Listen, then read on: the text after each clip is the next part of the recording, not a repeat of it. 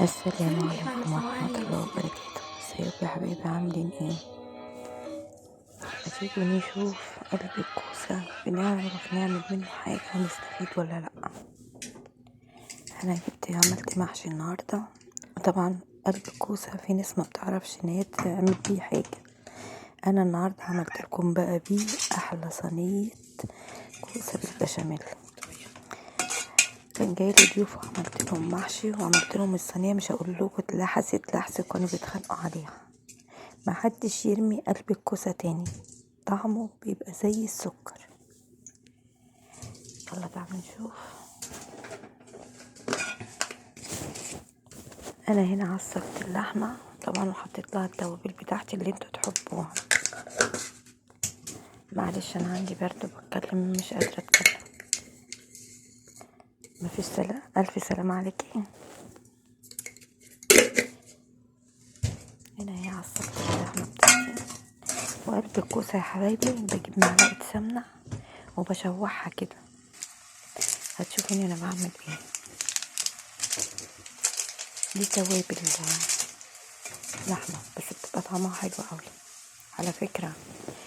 الحشو بتاع الكوسة ده كان يعني اقل من ربع كيلو، حتة كانت عندي.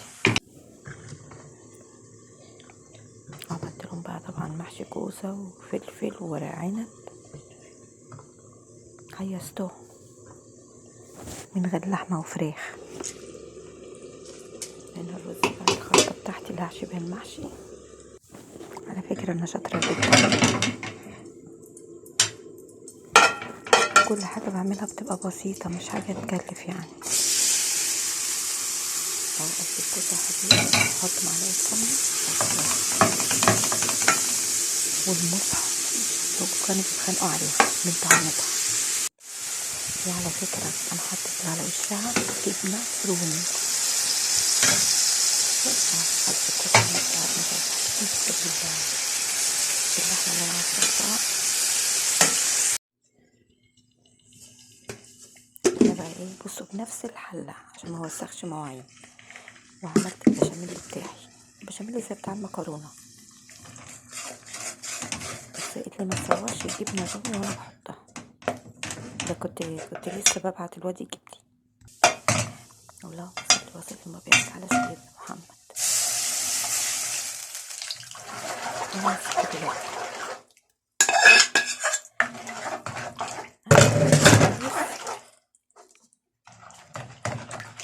واحطها على وش المكرونة على وش الكوسة.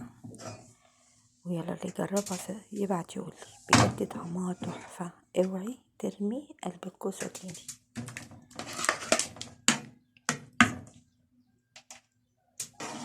بصوا يا حبايبي، يلا اعملوها جربوها بالهنا والشفا، بجد مش هتندموا من طعمتها.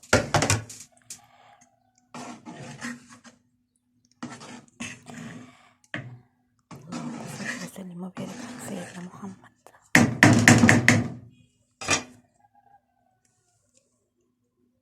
هنا بقى احطها في الفرن بتاعتي. طبعا انتوا شفتوها اهي الجبنه صح. بس عندي حته جبنه رومي حطيتها مديلها طعم تحفه.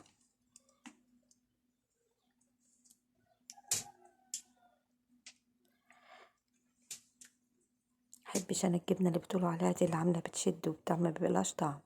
جبنه رومي اطعم. يلا مع الف سلامه وفي حفظ الله.